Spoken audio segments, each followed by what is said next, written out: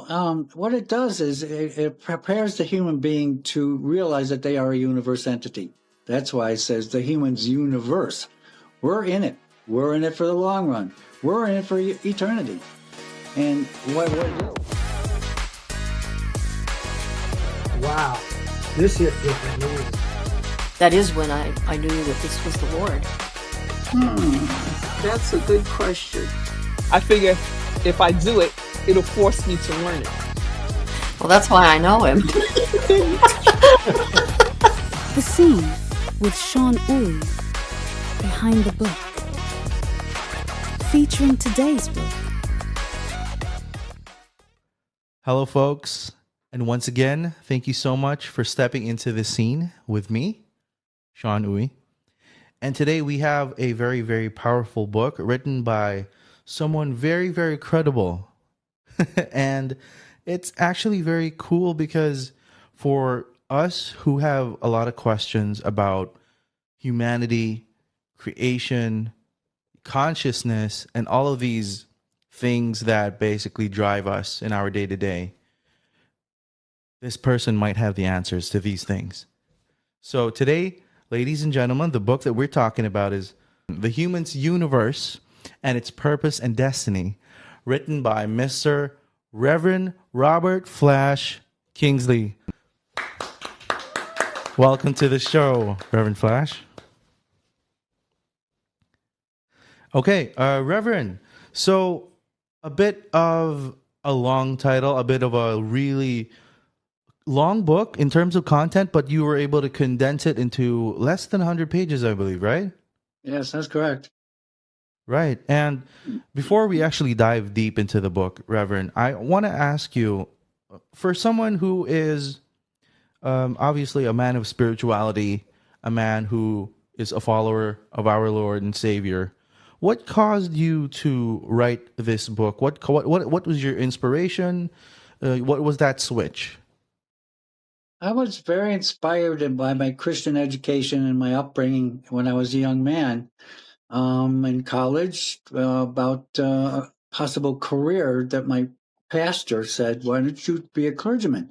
Go to seminary and learn about having a career in religion. And I thought, well, that's probably an interesting idea. So I started talking to the seminarians and working in that direction. And they were very exclusive, unfortunately. The Christian point of view, which I agree with, they said was disagreeing with Buddhism and other traditions and the Hindu beliefs and so forth. And I said, well, there might be a general view about what belongs to all of us. So that sent me on a tour of knowledge and investigation for 40 years in understanding who we are as a spiritual entity in each and every person. And to discover that, I began with the Tibetan Lamas, who are divinely spiritual people and very, very gracious on this planet. And the other civilizations in the universe know that. They have common connections with them because they're telepathic. So are the Lamas telepathic. And therefore they communicate on spiritual levels. And I started studying and realizing what they were involved with would be generally our future at some point in time. So my investigations became very much involved with universe understanding about who we are relative to everything else that's out there, because God's universe contains all of it, civilized planets who are advanced, plus ourselves. Yeah. So it became a very, very interesting journey. Wow. That's amazing. Why did you start with the Tibetan Lamas out of all the possible things that you could have started with, Reverend Flash? Well, as the coincidence would have it, I came involved with them while I was at seminary at the same time.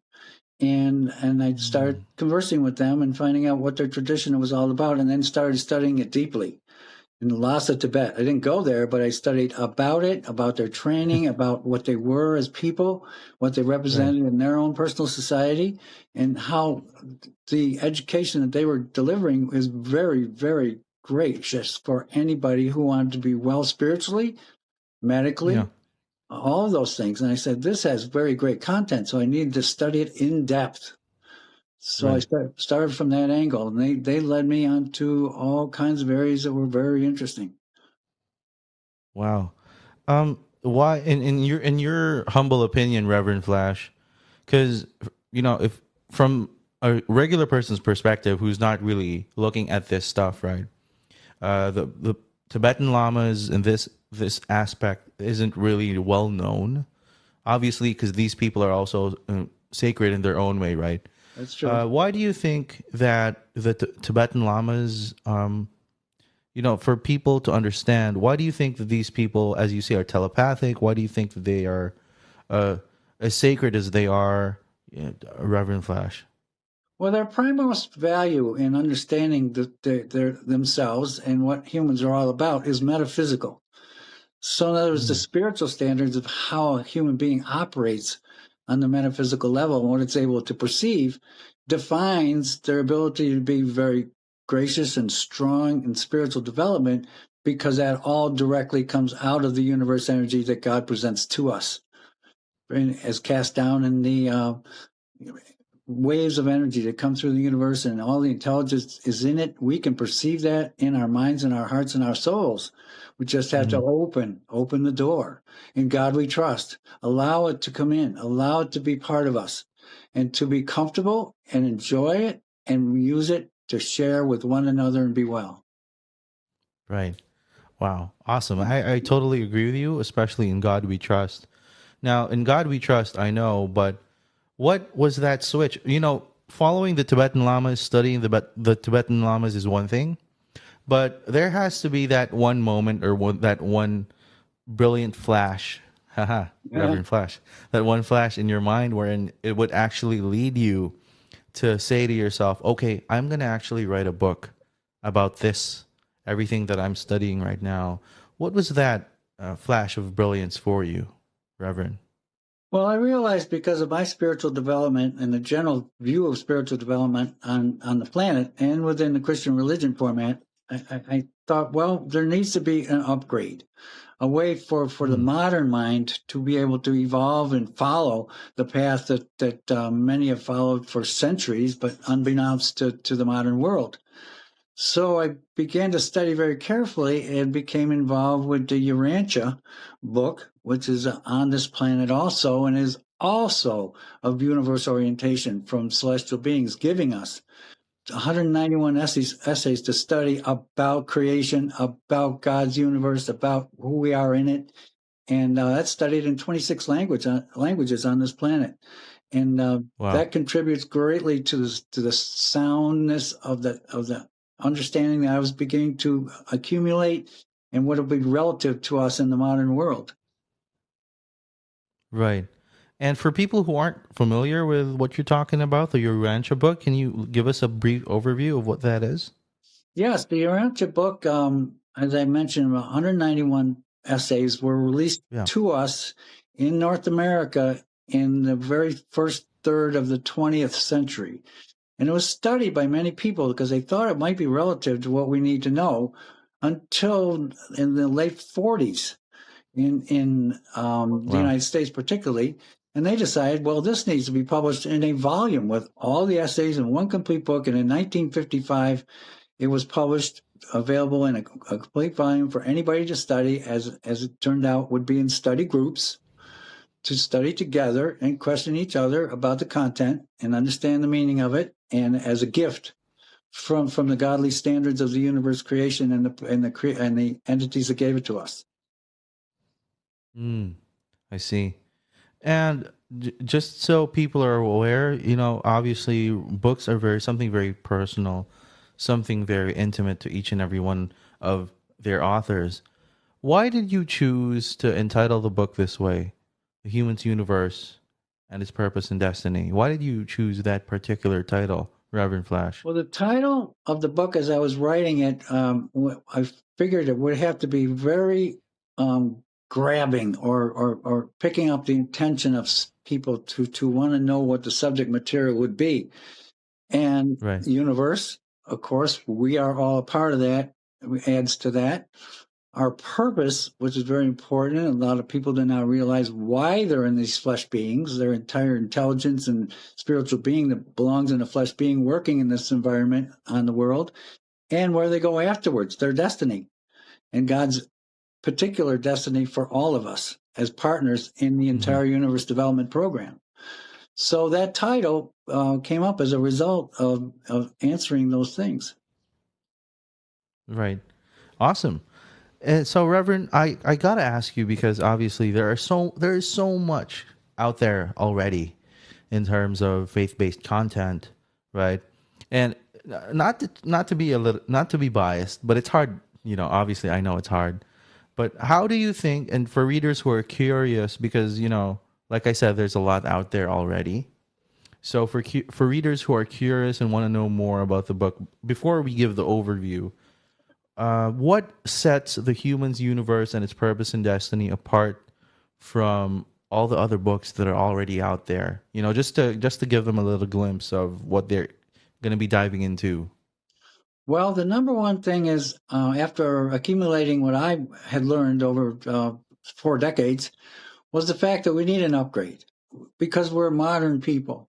We have a lot of ability to understand all this technology and things that relate to us and how all of those things work, when many of the things that were written about these subjects are hundreds of years old, or in some cases more than 1,000 or 1,500 years old. And it can't be nearly as complete as what we're able to comprehend.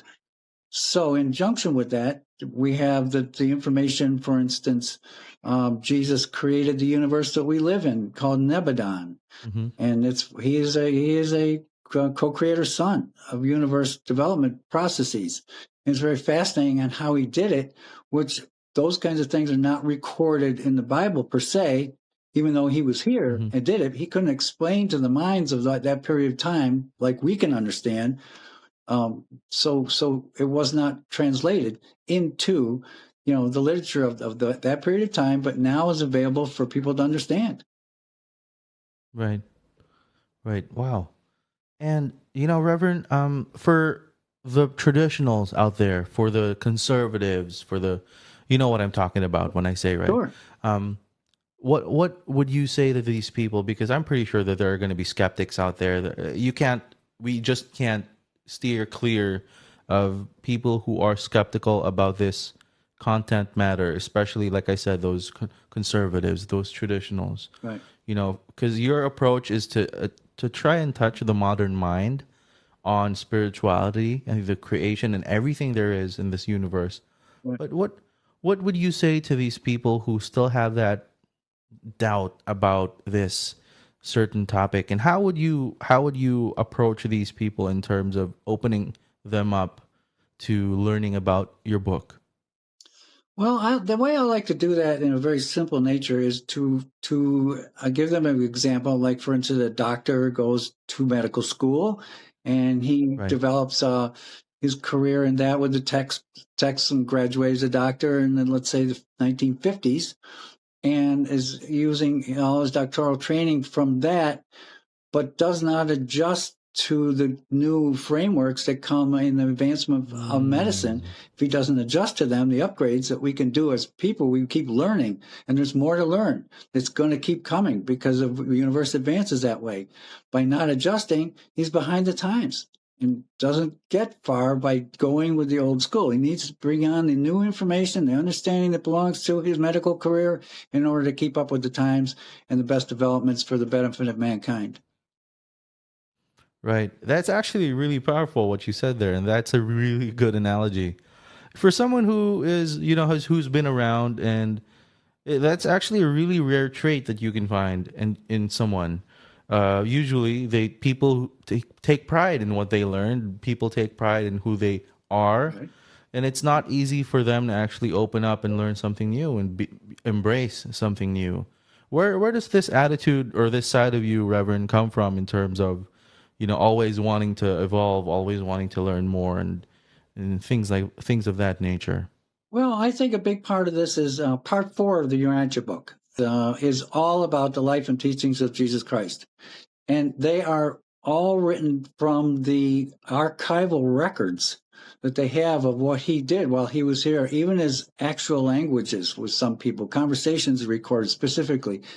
And to see the in-depth training that he had himself being displayed that way and being delivered to us gives us an upgrade, because the strongest strength we have in our local universe on our planet was his presence, what he represented. And he was always about the open mind, about being accepting, about being relative to each other and sharing and enjoying the advancement of mankind through new enlightenment. And that's the tradition of times and spirituality and development we do physically, mentally, spiritually. All of that keeps rising to a better level at all times. It can't be frozen on a specific level and stop. It keeps coming, and it keeps getting better, and it keeps getting better in his faith. Right. And wow, that's really cool, actually. And you mentioned earlier that our universe is, correct me if I'm wrong here, is called Nebadon, right? You mentioned that That's earlier. correct. That's Yeah. what it's called out there, yes. Um, and please correct me again if I'm wrong, because there's all this talk about not universe but multiverse. And before we get into that, for the people who don't know anything about the human's universe and its purpose and destiny, would you mind giving them a quick overview of what they're going to be diving into and why they should, actually entertain the idea of getting a copy, Reverend Flash? Oh, most certainly. As I said, I spent quite a bit of time and research to get this small volume, enough for people to be able to digest and realize what we are a part of in the grand universe prospect, and realize that they are directly involved with it, having God entity within them as a human creature.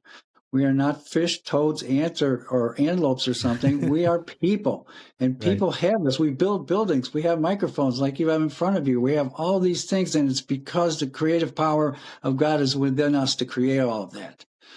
So joining yourselves to that power and strength in every resource we can find makes us realize that in the local universe that we're living in, out of the many that are out there, the developmental process is identical on the 618 other planets that are doing the same thing we're doing locally in our universe that we're involved with. So we need to join ourselves with. We're not alone. They're out there. They come visiting here at times, and we're all part of it. And it's all spiritually based, because we're spiritual entities by design with God within us. Right. So that's actually really cool that you said that, no, right? Because you mentioned that Jesus made this universe, right? And we are made in his liking. So why do you think, in your humble opinion again, why do you think that we are the ones out of all the planets that are out there that he actually chose, or if that is the case? Please enlighten us, Reverend Flash. Well, one of the very amazing things is when Jesus did create Nebadon and set it in motion as his father told him to do. One of the founding sons of the universe, and he's a Michael son, and he realized that areas of the place would have a little bit difficult situations if people did not adapt very well, or adapt, very well to the situation. So early in this planet's history, 600,000 years ago, there was the Lucifer Rebellion and the Caligostia Revolt. And this planet became quarantined as a result of that. So he felt, in his estimable relationship to his creation, that he needed to visit and live here for a period of time to try to set the example and correct things a bit. As all creator sons do, they must live in a three-dimensional existence 7 times before they are fully governing their own universe, which they do eventually. And that is true of anyone who studies, like, for instance, in the military. The person who comes up as the private and becomes a sergeant and becomes a major and a general and grows through the ranks and experiences it is the best representative and understanding of it all. And Jesus did the same thing. So he made this his last stop, number 7, planet Earth, to help the situation that was a little bit in dire straits at the time to get on a correct base. Right. That's really cool. That's really cool. I actually don't know what to say to that, Reverend, because all these things is all these things are basically based on conservatives and traditional would be taboo, right? Talking about these things is basically forbidden for in some circles, right? That's correct. And it's really sad because, like you said, you're here to open the minds of these, or basically to just bring people to the modern world in terms of spirituality and understanding, right? That being said, some of the craziest things that are being talked about right now, which I'm not really sure if it is crazy, and I touched up on this a little bit earlier, is the multiverse, right? Right. How does your book play its part in the grand scheme of things, Reverend Flash, when we're talking about the multiverse? Well, what it does is it prepares the human being to realize that they are a universe entity. That's why it says the human's universe. We're Mm-hmm. in it. We're in it for the long run. We're in it for eternity. And what it is on a three-dimensional level is to get experience with other people doing the same thing.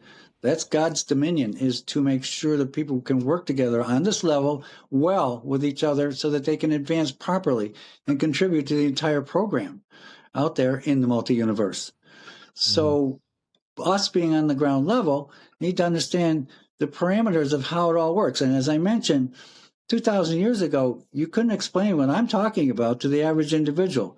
They were not prepared Yep. as we are prepared to receive Yep. information like that. So at the time, they would say to them, well, we're setting this in motion. Jesus was here. We're putting this down in scripture. And this is the way that it is. And it can't be any other way other than this. Now, that's Yep. the ego speaking of the people doing it, not realizing that things keep advancing. As I mentioned about the doctor in training and finding new research to help his developmental process as he's gone past his training level to keep abreast of everything goes on the best wellness path. So it's very Right. similar to that. And we have to advance with thinking and processes and put the ego to the left side of us and the spiritual side we address on the right side of us. It's all based on polarity. The whole universe is. So you got to get Right. the negativity out and over in one spot and realize what it's trying to do to the individual to not make things right or to put them in incorrect views. Incorrect views are not going to help us. It needs to be on the God side, the spirit end, the other side that Jesus taught us to open up to the Father and listen and receive and be prayerful. So all of that is going to work more well for us than the other side. Right. Wow. I totally agree with you, especially with the last part. And you mentioned a little bit about negativity, right? Obviously, being a very credible person in this space, being a reverend and everything, I'm pretty sure whenever you talk about this to certain circles, you get a little bit of backlash, right? Because, like I said, there are always going to be these skeptics. There are always going to be these traditionals and conservatives who avoid talking about these things because, like I said earlier, some circles choose or think that this is all taboo. That being said, how do you address all this backlash, all this negativity, personally and professionally, Reverend Flash? Well, I'm a very kind and a forgiving human being as taught by the Lord. And doing that takes patience Right, and perseverance in describing what I've learned and to present it in a very colloquial way so that people can grasp and make their own opinions about it. It cannot be forcible. It has to be realized. And this is what the Son of God precipitated upon us to do, is to be kind to one another, hold your brother in your arms, love him, care for him, say that, okay, this is what we understand right now. We hope that you can realize that. This is my point of view, and this is where I stand, what I've learned. And I'm advancing along, and hopefully you can appreciate what we're doing and be very kind about it. You can't be rough, say you people are wrong or anything else. It's very innocent. For yeah, instance, yeah. a perfect example of this is the Catholic Church when it was getting organized after coming out of Rome Uh-huh. and influencing Europe. All they Hmm. had for a congregation were peasants. So the leadership of the church was intelligent. So they made very strong commands for them. You must do this. You must do that, because they can't think. They had to give these kinds of instructions. So nowadays we're in a different pattern where the congregation can think. They can learn, and they can adjust to new understandings of what we are in this grand universe. Of the multi-universe is a very big thing with a lot to offer. And we have to learn as we go. And we're always going to be learning new things. That will never stop. Right. That's really, really, really cool that you mentioned that, especially with the Catholic Church. You're spot on, especially with their origins. You know, you and I both know, and we don't need to downplay anyone to do so. But yeah, we both know. Right. Moving on, talking more about your book now. What are some of the biggest challenges that? Because obviously, you condensing this down to 96 pages or so, right, Reverend? Right. Yes. Yeah, condensing it down to 96 pages, I believe, is a bit of a challenge in itself. So, what were some of the biggest challenges in terms of you not only writing the book but getting the book out there, Reverend? What were talk us through that part of the phase. Well, I think, as you point out, it was an interesting assignment for me to undertake and to figure out, well, what are the essential values that need to be brought out now at this point? And certainly the identification of a human being and what they are and how they operate metaphysically is very, very important. And the reason why it's so important in our days and times now is that the founding fathers of this nation, the United States, came from Europe to set an example as to metaphysically understanding how a pure government through checks and balances would work properly with a group of people who were not oligarchical or under kingdoms, under that kind of thing. They were individuals. They could think for themselves and understand through God how things would work. It was all metaphysical fellows who did this.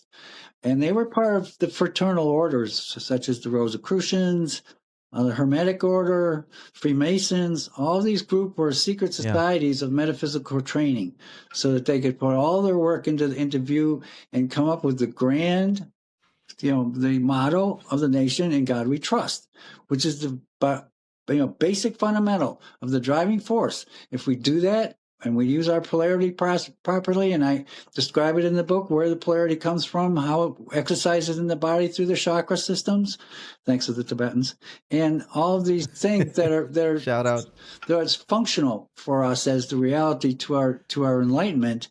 Then we can do it. We can work it that way. They wanted to. So the founding fathers did one thing, a favor for us that was very interesting.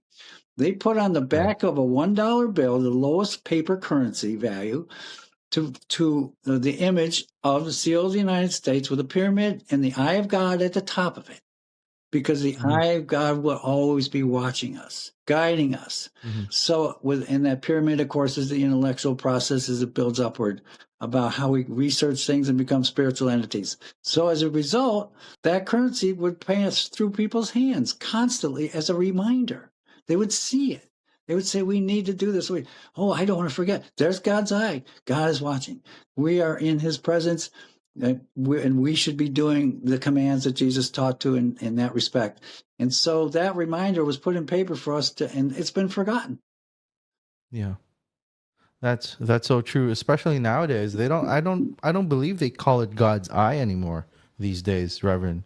I think these days they call it the all-seeing eye, and when they see it as the all-seeing eye, it's a negative connotation. It's a negative connotation because they link it to the Illuminati and all these things, right? Correct me if I'm wrong. Well, that's true. But the Illuminati is a different kind of shadow metaphysical organization of a limited group of people who are directly related to each other like a fraternity.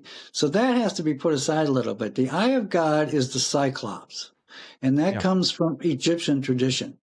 And that has to do directly with God himself watching. It's just symbolic of the fact that he sees us and makes sure that we are doing what we should be doing. And we recognize that fact from the fact that there it is. eyesight. Yeah. It's an amazing thing. If you look at someone, you see the window to the soul.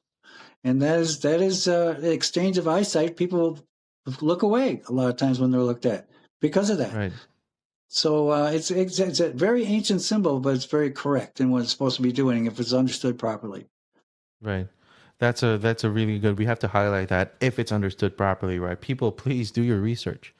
But anyway, what do you hope? Well, writing the book is something very different.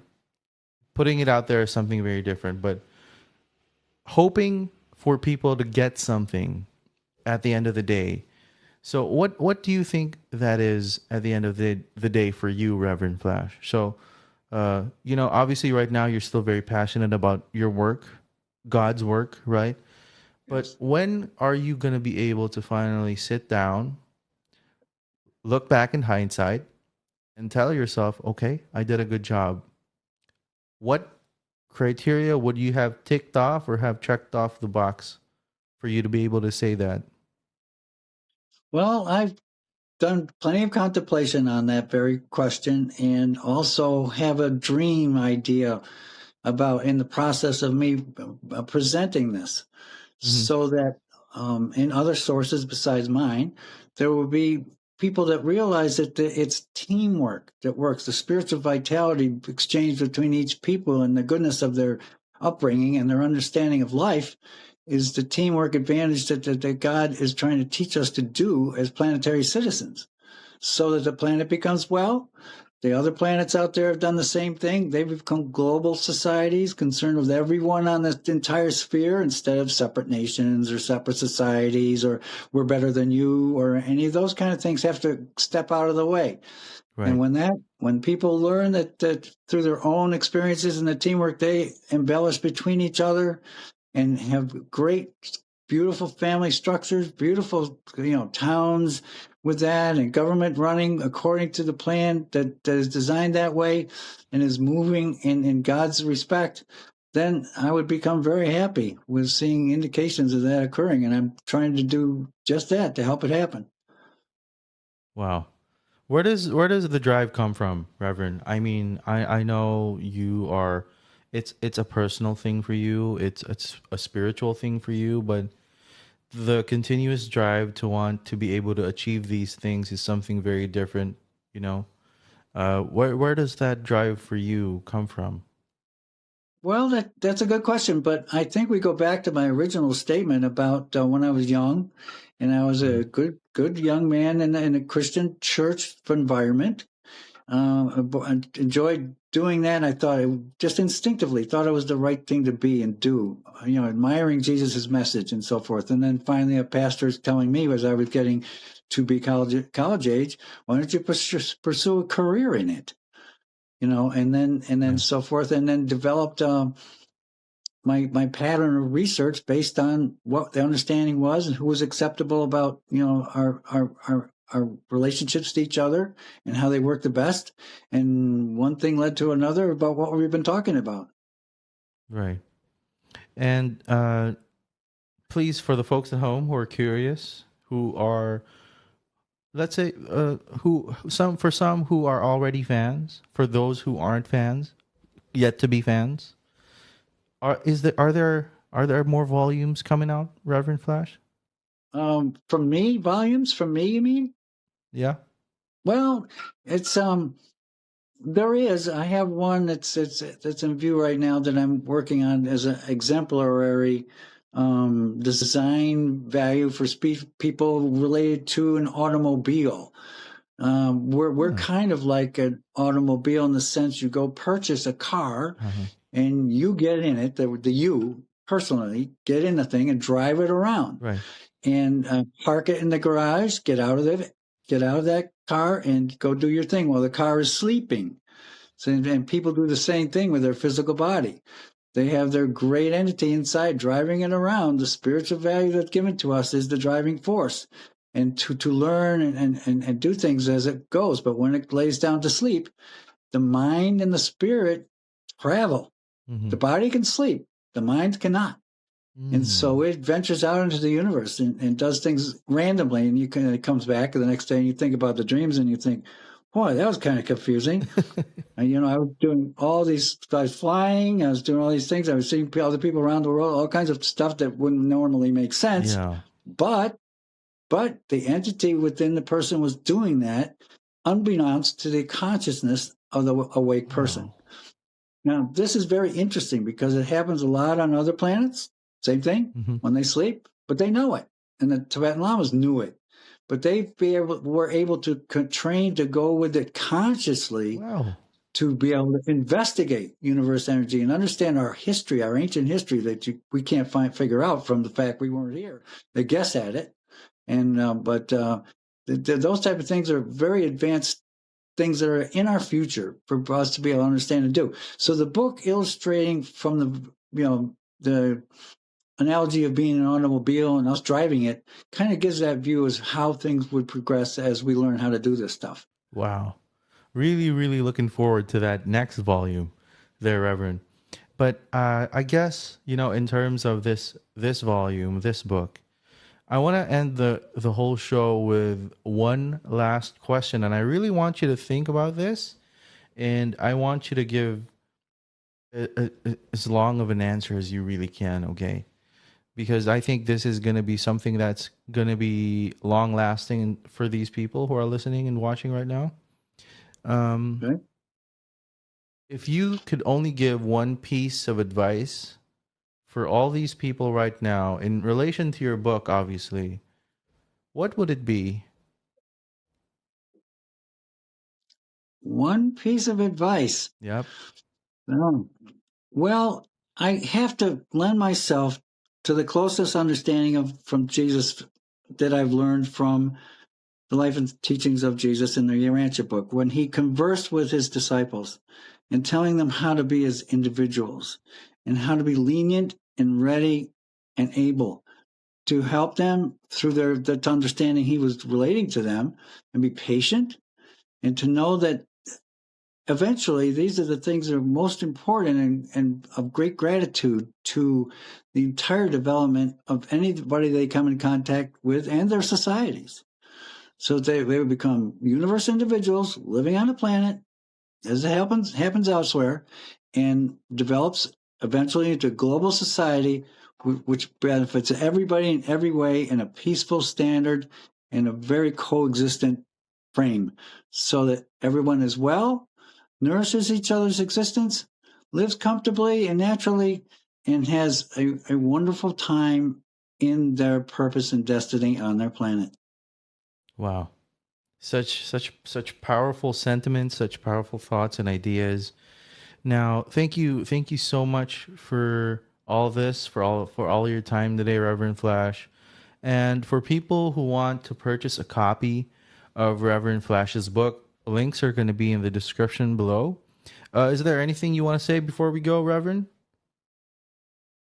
Well, I would like to say that deep within my heart, I extend the love and understanding with everybody I come in contact with. And sometimes I do come in contact with people who want to learn with this book and ones who have read it and enjoy it. And that energy is the love of life, the things that God teaches us through the Lord, how to be gracious, and is the most satisfying and overwhelmingly beautiful feeling I think one could ever have. Wow. And that's the perfect way to end the show, folks. Thank you so much for once again stepping into the scene with me, Sean Uy. And thank you, Reverend, for your time today.